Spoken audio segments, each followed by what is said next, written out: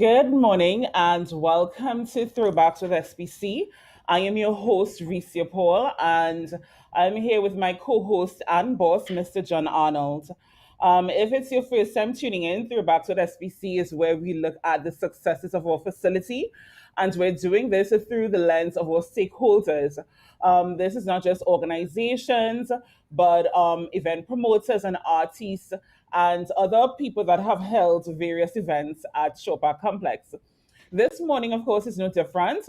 We're very pleased to have the minds behind Expo Art Tobago. This is Dr. Rhea Marcano and Mr. Martin Superville. Welcome to the show. Good morning, Mr. Arnold. Morning and welcome, Martin and Rhea. Welcome to the program. As Rhea said, what we're trying to do is basically make people aware and obviously raise the visibility of what we've been doing at Chopard Complex over the last few years. And as you know, I think you're quite aware that art plays a big part in what we do at Chopard Complex. So much so that we have the Tobago Art Collection, which we launched 4 years ago. And as such, it's really a joy to have you, one of the key pioneers and one of the key exponent of art in Tobago, both at the practical level and both at the show level.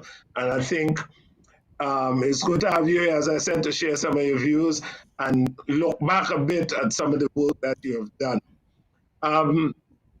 I think to start, Martin, maybe you could start by telling us a bit about, how you got into art and how it became so important to you as a person. Good morning, Tobago and John and Lisa. Yeah. Started it from a little boy. My mother was an advocate for the arts way back, and she introduced myself through painting. She herself, those paint by numbers. So when I was like 4 years, I recall using those little drawing paint by numbers. What I am today. Oh, good. So really and truly, Dr. Rhea, Dr. Marcano. Yeah. Yeah. So that we need to have you in the frame. How did you get involved in the art in terms of supporting what's happening with the Art Expo? How did you get involved? That's actually, I was never an art person. I probably did art in school until Form 3, and that was just one of the subjects I passed. When I moved to Tobago to work at the hospital here, Scarborough General Hospital, I met Mr. Superville, and he started to tell me about Expo Art Tobago. And when he told me about it, I said, okay, this is something I have to be involved in. Initiative. It was exposing art to many people. It was creating opportunities for a lot of people also. And it's something I just had to get involved with. Oh, good. Good. So, Martin, going to Expo Art, tell us a bit about how you came up with the concept and what you wanted to achieve. I mean, it came off really, really well, much downscale from the original concept. But tell all of us, I mean, how you did it and how it came off in your estimation with the use of Chopard and the way you conceptualize it. Well, the idea initially was to have a university for the arts, the creative minds at the fort.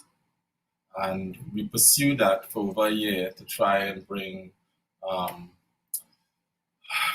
art education to the island of Tobago. It appears that fell through. And at the same time, Mr. Charles, at the time the chief sec, we had a conversation and we were granted access to the Chopard Complex to have the Expo Art show as we have it now, festival. Of course, we had long conversations with that. It was something new. The idea of pulling our artists and artisans together was important to me. I felt for a long time that we artists and artisans in Trinidad and Tobago have always been part of someone else's event. And we need to have a showcase our own space as artists and artisans and gallery owners and everybody involved in the creative world. But from the left to the right of it, that we need a space where we can have that take place. Of course, it was because it was never done before. Everyone had a little skepticism about it, and it took a lot of convincing to make it happen.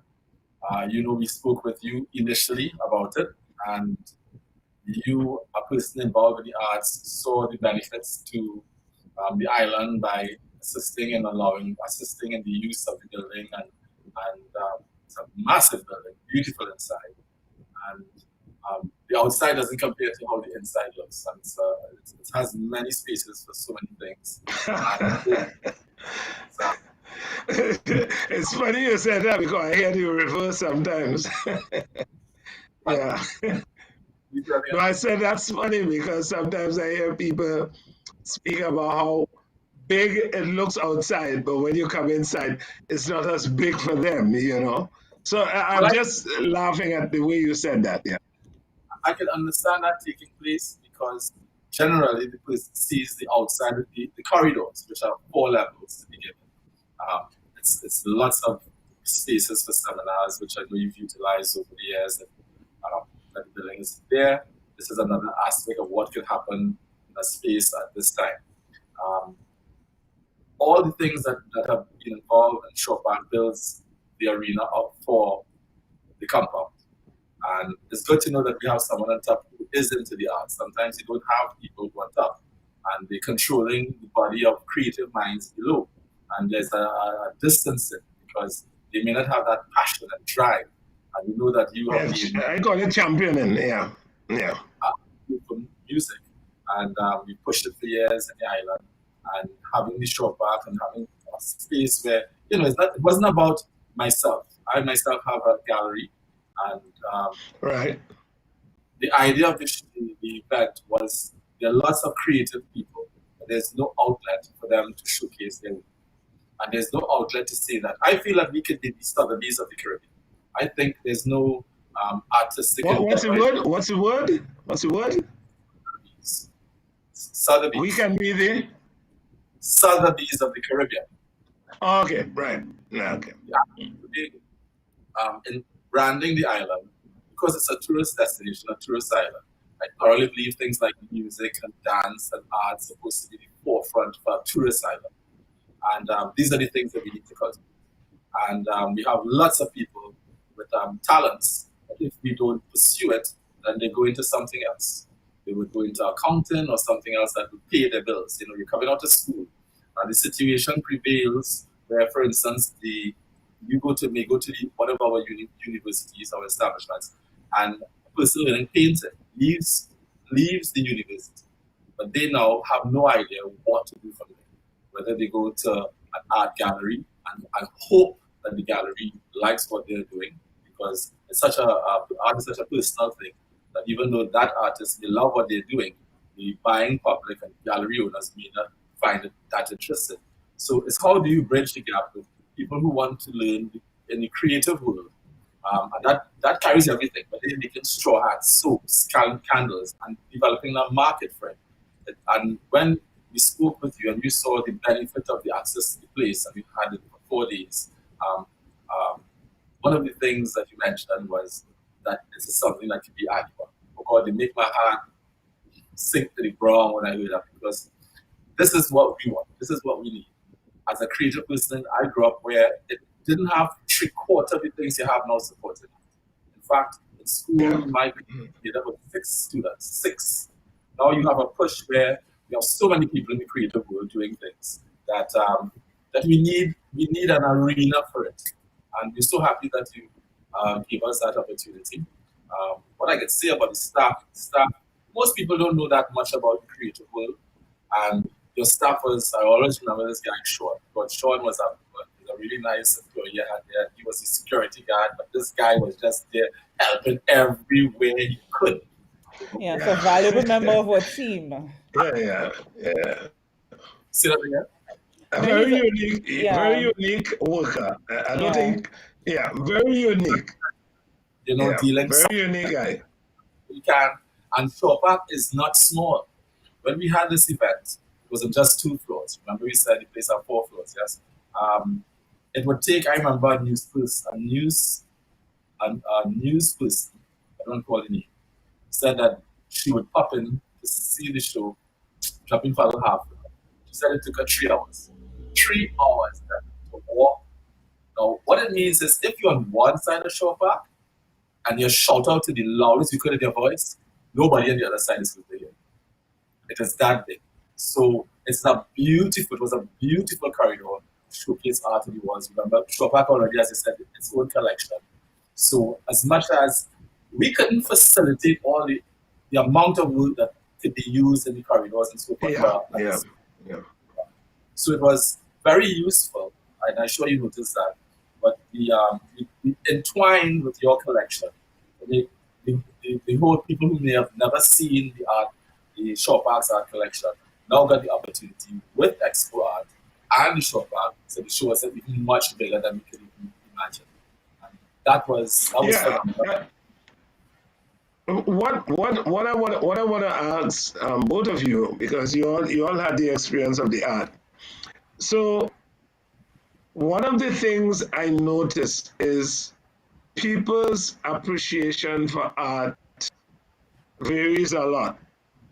But I think one of your colleagues actually made the point about we have to focus a little bit on the education part, because one of the things is that there's such a kind of people walk through Shaw Park sometimes and don't see one piece. And when I point it out, sometimes I do tours of the building, and it's amazing. You know the corridor that we have those black and white pictures?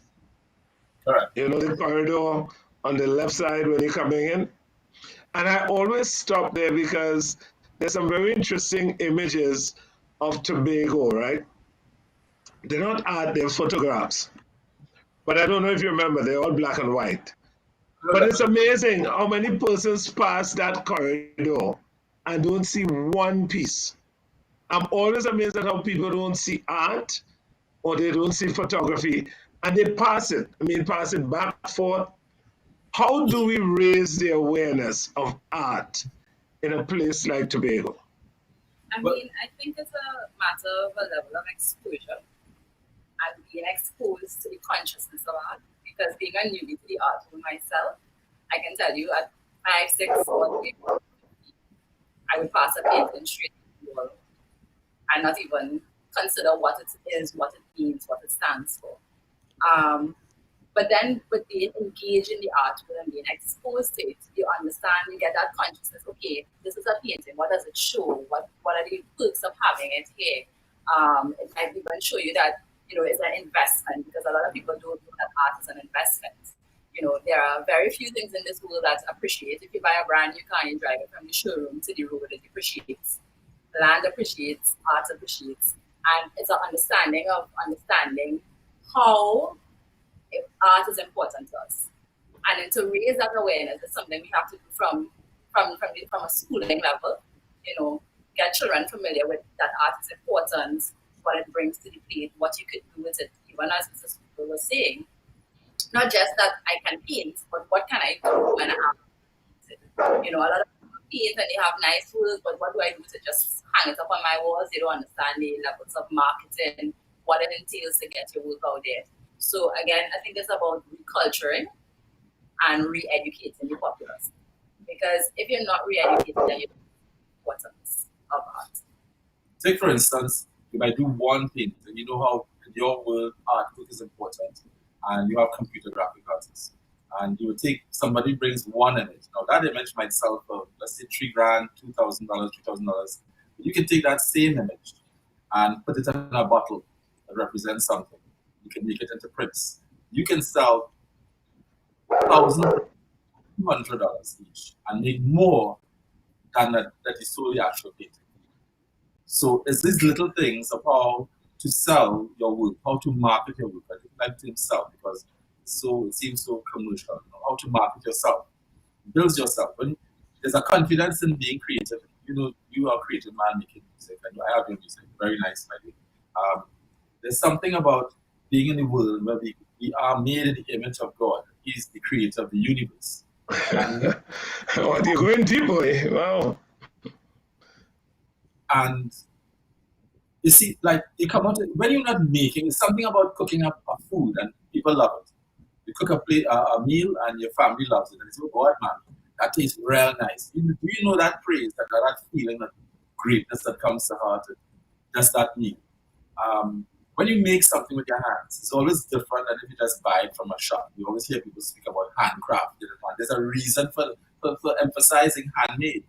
It shows time, effort, patience, love, thinking capacity to sit down and think what your society would be inclined towards when it comes to. It's not just look, we're in a situation right now with COVID and there's no tourists.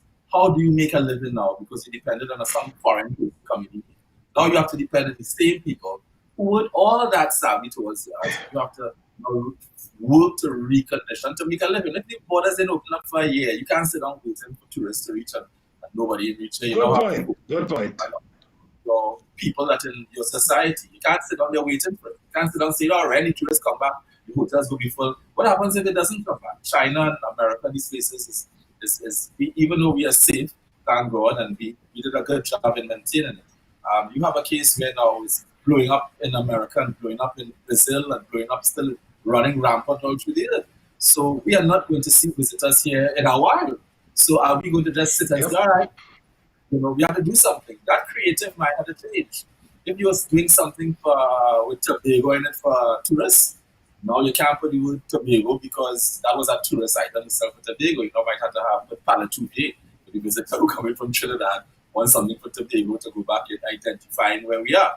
And that goes for even, as we say, how everything is going to change. Even the shore park. We would love to entertain Expo Art again.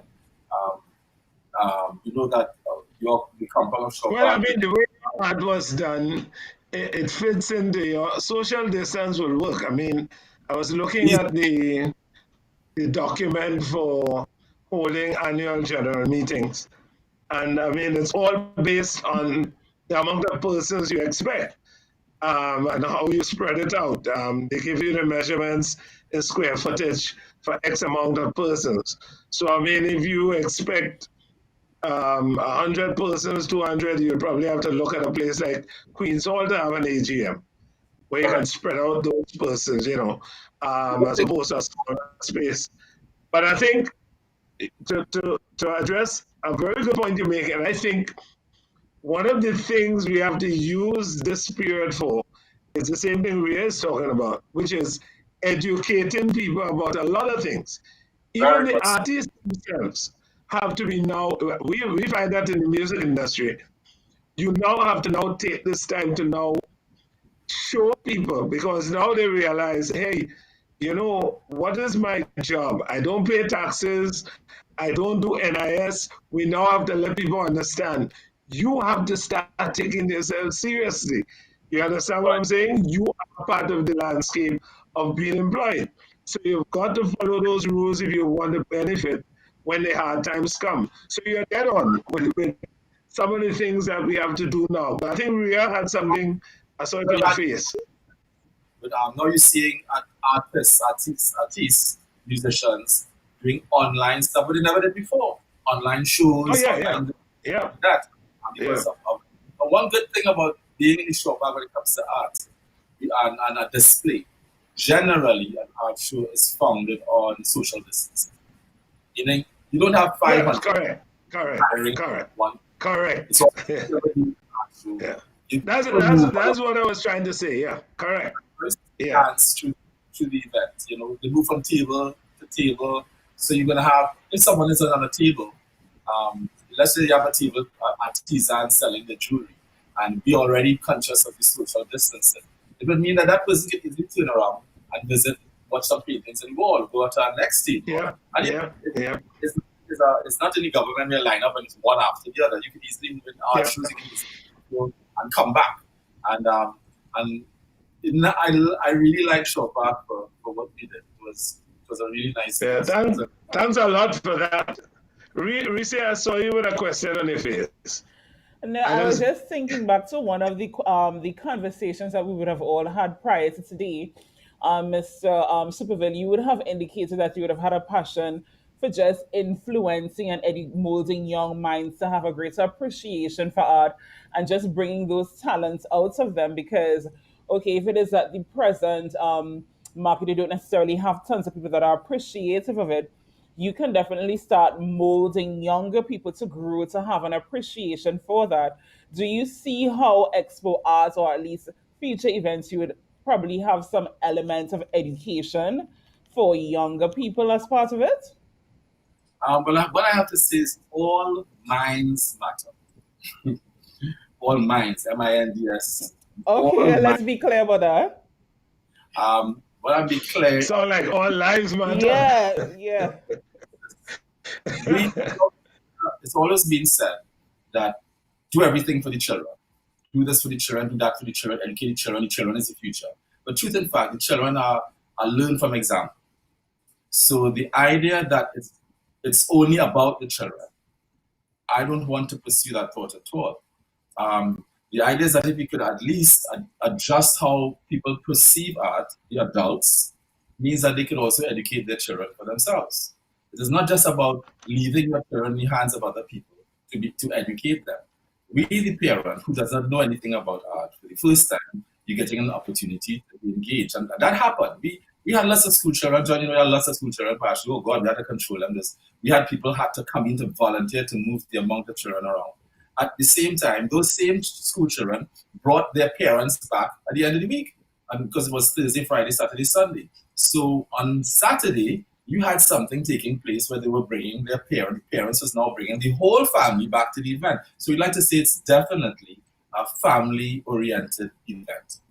And nothing is placed in there to make it feel that there's nothing else but family-oriented. And the idea of schooling, oh God, we went through so much of that with the University of West Indies and getting them involved and so forth. Rhea could tell you a bit more about what when it comes to that. Yeah, so... Yeah, so go ahead, Rhea. I'm sorry about that. No problem. In our concept for Expo Art Tobago, we engaged the University of the West Indies and even UTT in having seminars and open forums that persons can participate in. And it was not just meant to be a one-off participation, but it was exposure to things that you could get involved in on a long-term basis. It involved the education process, and it was also to target not only university level, but from a whole spectrum. So it was looking at the preschool level, a primary school level, a secondary school level, and just opening your awareness to all that the arts entail. We even had this gentleman, Mr. Evan Samuels, who was one of Trinidad and Tobago's finest returners. And he's somebody who's actually interested in passing on his craft, and it was a exposure event for him. And hopefully in the future, it can be where we have Expo and you come and you said, okay, I want to sign up to get into this course. I want to sign up to learn, to get some experience with this idea of craft or this idea of art. Okay, I like watercolors, but I want to try out oil painting because I've never been into that. And you can get your fingers into it a little bit, and it's a little bit more interactive. You had a place with women in art. Women in art.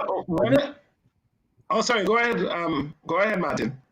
It's about the women in art, which we've been working with for years, and they were involved. And these are the people that Yes. Remember, Shaw Park is a beautiful museum in a sense. It's other things, but it's also, that is what we had the book here. The comments was, this is like a field. It felt like a museum. So it has that atmosphere for that, especially all the art involved. And when it came to women in art, they had their own area. It's like galleries can have their own space. So because I don't know all the artists involved, each gallery would have their own stable of artists. So by having them be they could bring their stable of artists that is open now to the public. So it was the idea is to have like 4 or 5, all the galleries in Trinidad and Tobago being involved in different areas. We had about 2 or 3 involved. Yeah. We had people became a hub. Yeah. There's the Bermuda's art collection. Oh God, that's sweet like that. We're talking about people who've been collecting for art for quite some time, and they build up a body of work, and they're willing to even now, as we think about the future, have their work that we may have never seen because they went for years buying their works, and some of the great artists that have died are in these collections. We have, unfortunately, my so just passed away. Even just with her, how is paintings valued? Now, she was alive, there was a value. As she's not on the earth anymore with us, her paintings just values move. Yeah. More. So now, I don't even want to talk the type of figures we're referring to. This is not $10 we're talking about. So sometimes people, I understand. You have a car, you get a loan for a car for $250,000. Sometimes people have that on their wall, but not everybody wants people to know that they have a $250,000 right. hanging in the house. So so it's just the idea of when it comes to not just the children, to clarify, the all minds matter. We're not talking about bandit mind and all that kind of mind. Even if you get engaged and to say, listen, you don't want to be a bandit to make it a living, no. You can come, use a man had craft, you try something, but you get frustrated. You didn't see no opportunity to do nothing. So you're sitting down on the block scratching. So some people influence your brain, and you're going and you're shooting people and robbing people now. But if you could scrape that nonsense out of the mind and say, see, you used to make this craft long time that you did not do. That person comes into the expo. That person says, shit, I could go back and make that thing because now they see a market for it. The whole idea is not that we're going to, the expo art wasn't about having it every month or every year. It could even be a biannual. What it means that the craftsman now sees an opportunity where they could showcase their work. The idea with the expo art, and we have the space, John, for it, is that we can now engage the other islands, Barbados, to bring their art here. We now become, then it becomes an international expo or a Caribbean expo. Yeah. So we're not even looking at this, and the idea is to train people. You don't know. We don't know. So even though we have an idea like this, and it's a good idea, and we have all the connections and everything working towards that, just because I came up with that concept, I can drop down there tomorrow. So you have to train the people involved behind you to make sure if you want something to last, to continue. You can't just think this is my thing. What happens if you get an accident and tomorrow the whole thing went poof? That's right. Yep. When he died, his whole Kupalani's industry disappeared when it was a big thing. And you could just call names that have Amaro. So the idea is continuity. The word is continuity. How do you do things? Right. So I'm glad that you're going there, because one of the things, and I'm so glad that people like my dear friend Ken Biscom and many others watch these programs, because they comment on Shore Park and so on. And it's good, that we make everybody aware that we have had, not only you, but many of the other artists. We've had Brotherhood. I think you were involved in that too. We've had Janine Crouch. We've had Naked, David, what's his name? Bash? Is this Bash? David Bash? We've had Tom Lee. But hold on. What I'm saying is, different people have had their art shows over the last 3-4 years. And right here at Shore Park, and what I love most about it is that there seems to be a very good spirit amongst all the artists in Tobago. And I think that augurs well and would redound well for all the things we're talking about. So the way I see it, Shore Park becomes a kind of hub that all the artists can think about doing that. I have the cartoonist, forgot his name now, but he used to work with Guardian for several years. He sent me most of his work. He had a meeting with me in Trinidad, and he showed me all his work. He wants to do a whole exhibition, because he has some very interesting, he has political cartoons, social cartoons, economic cartoons, really, really nice. So we have interest from him. We also have interest from several other persons who have angles that they do in art that they would like to come and do as a. So for me, I think the Expo Art becomes one of those events. I like where your head is going, that we can use that as a flagship event that becomes, people look forward to it.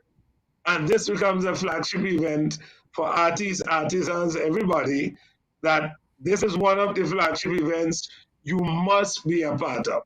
And for me, I think that's why I see the partnership with Tropa being very, very, very important.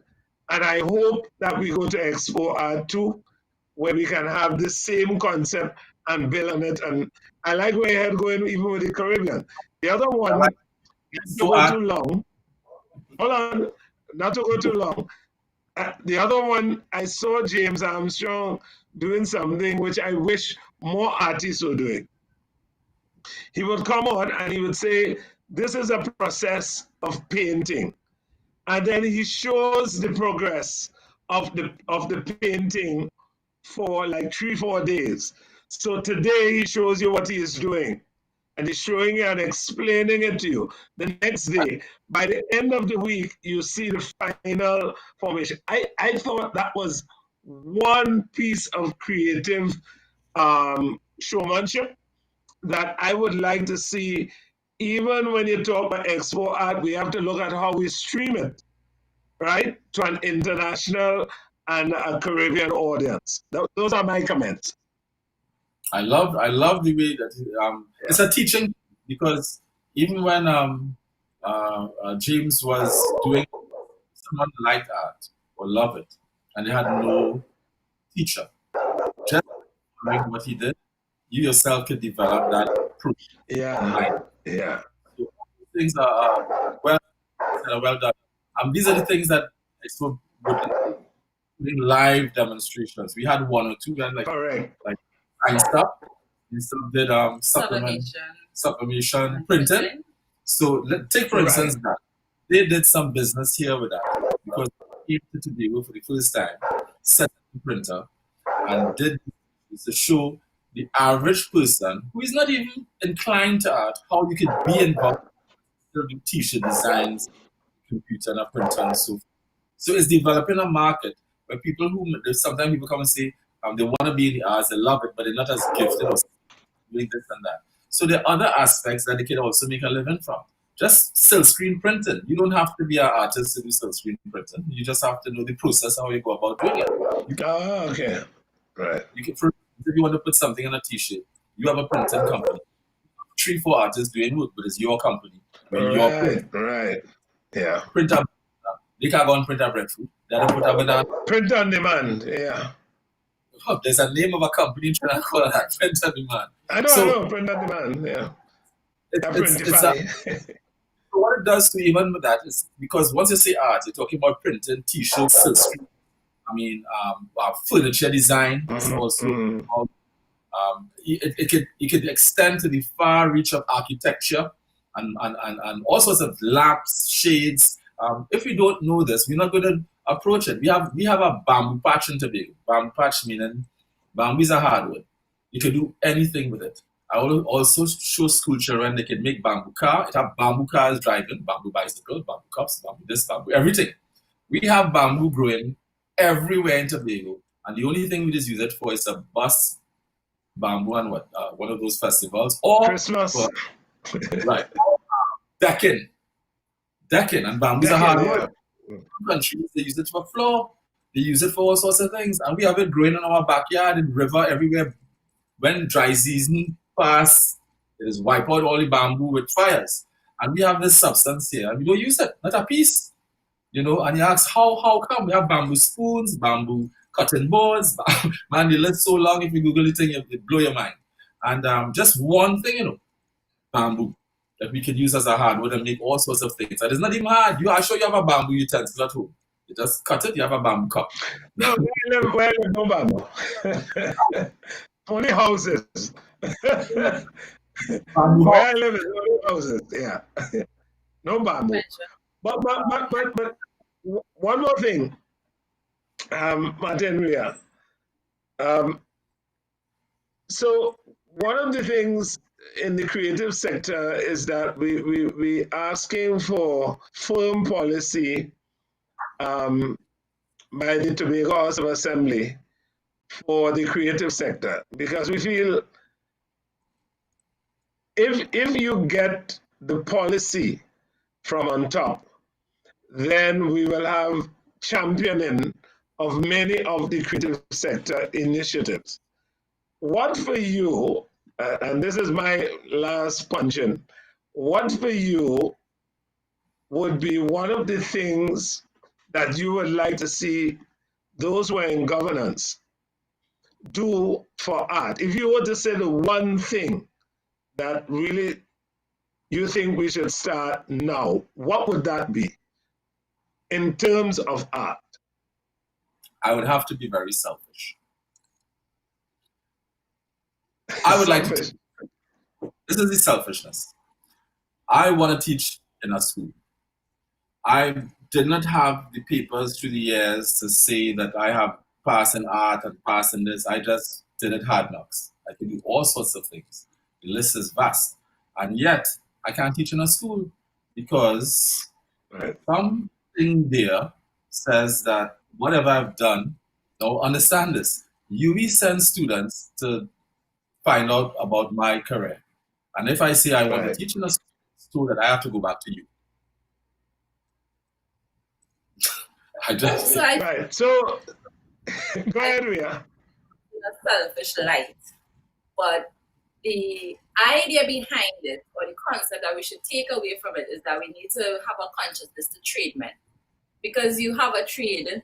Because we have a lot of skilled people in the island who may not necessarily be literate or gifted. Schooling for gifted children. May not have gone through the regular system of things. But that doesn't mean that what we have to contribute is not significant enough that we should be able to appreciate it. So I think policy in place that takes that as skill, listen, and not necessarily just look for academia.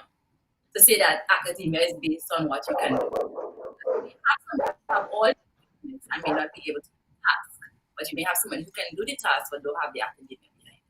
And that's something within the art world or within upgrowth of the island. And you're so correct. Can you imagine asking Booksy for a degree to talk about arranging for pan? Exactly. That's impossible. I mean, but you can't beat Booksy to tell you from those family of instruments in the pan side what notes to give each person, what phrasing. You can't tell Booksy that. I don't care how many degrees you have. So it's a beautiful discussion. How do we deal with those who are qualified but are not gifted? Etc. It's very, very powerful discussion. I don't know how we can go past that because that has many things there. We have you deal with young students coming up all the time, singing and getting involved in all sorts of things. Where is the school for the out of the 400 that pass through the 5 totally gifted ones in whatever field? Where is school for those? How do they get caught back up into the whole system and they're just running? And so we don't get our gifted people who, there's some extremely gifted people in music, dance, all that. Oh, where's the school for that? Rhea, I'm kind of punching here. What are your views on this? Because it's very interesting, actually. No, not Rhea. Rhea. Sorry, I was trying to get Rhea I wanted to hear her views. I'm coming back to you, Rhea. Well, I feel like this comes back to the question I would have asked earlier about the importance of arts education. Because yes, I get the point of the fact that, okay, there isn't an appreciation currently for people that know a skill, know a trade, but don't necessarily have academia to back it up to be able to be in certain positions. But I definitely do think, like, for example, I know that there is a Pan in Schools program that would have been developed between Pantry Big and the Ministry of Education, where they have their people going to the schools to teach. I mean, that's not full time. I feel like something like that could also be done in terms of art itself. But I also feel like, okay, for example, in Tobago, where you have the Chief Secretary's art collection and that whole competition, I feel like things like that have definitely kind of contributed towards a certain level of education. But I do Correct. get Mr. Superville's point about the fact that, okay, he does have a skill, he does know all of this. And I mean, it's I guess that is a major gray area in terms of qualifications required to impart knowledge. But I think something like No, that could be looked I into. mean, being quite honest, Martin, I think it's a topic we need to talk because here's why. Because when you think about being innovative, part of being innovative when you look at doing programs is how do you go beyond the boundary of the fact that you need to be qualified in this. That degree gives you X amount of money that's associated with that. How do you take a skilled guy?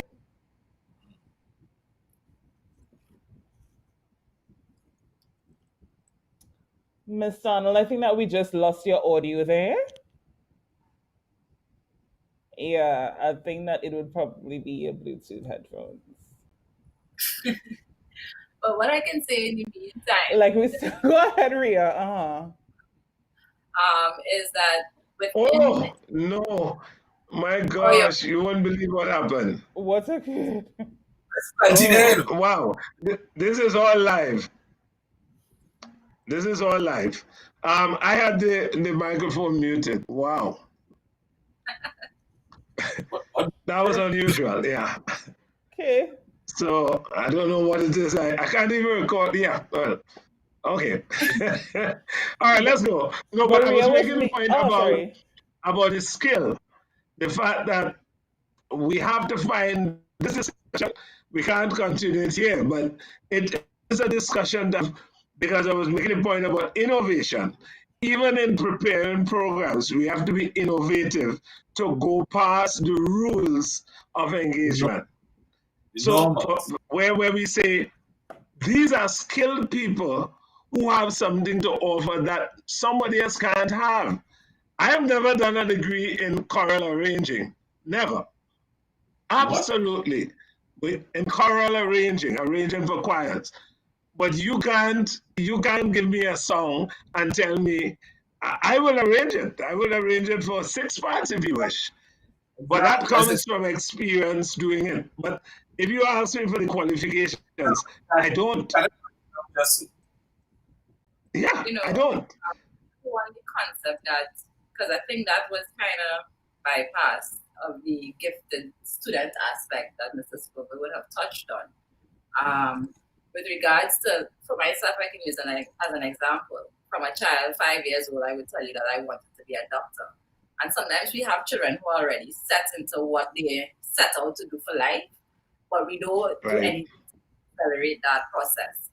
So yes, maths and English is important and we continue to teach that, but why not, for example, all the children who would have been first runner-ups for Chief Sec art competition, you take them and you put them into a special art class because you already see that they have a gift, and then to help them develop that gift and speed up that process. Right. You into music, you must know when you hear a voice, John. You must hear a voice. Yeah, we talked about that, yeah.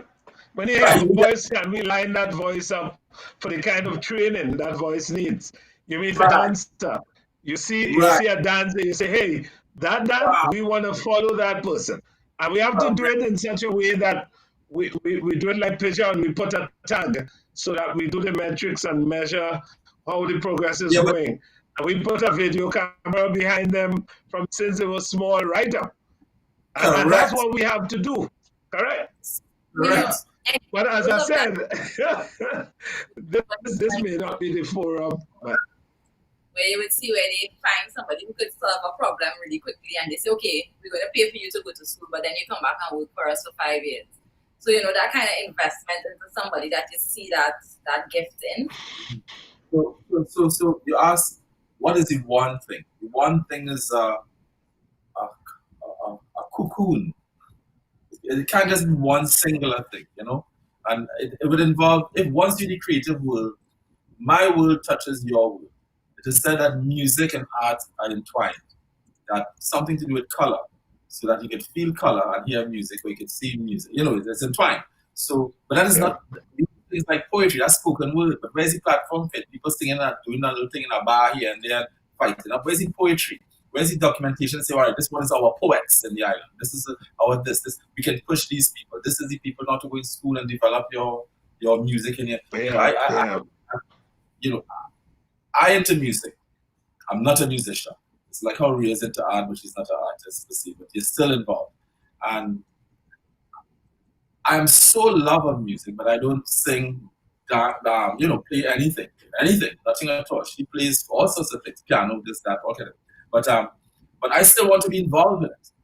I still love it. Yeah. I still want to see the history of music in Tobago, the history of the calypso, the history of, it's just not there because we, and I want to speak openly, because we have developed our society not to value these things and to value the oil industry and to value what the oil money can bring, and everybody build their whole businesses and banks and everybody's build, get this, get our big house, get that.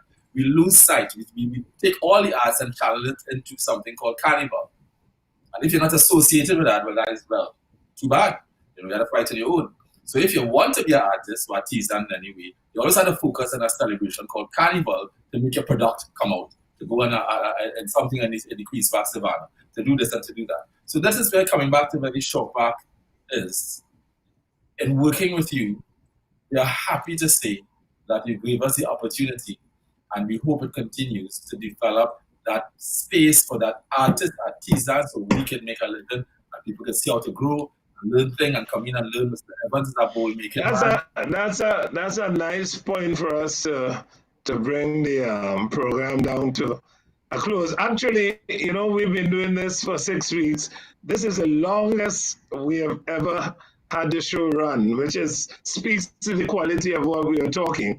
By the way, not to denounce the importance of all the other conversation, but I'm saying that today was really a good conversation that we've had. And I want to thank both you and Rhea. I know Rhea will give her own remarks in a while. But I think some of these topics we that came up, I think they're good soundbites for us to kind of see if we can move them into the right forum to have these discussions, develop and go bigger.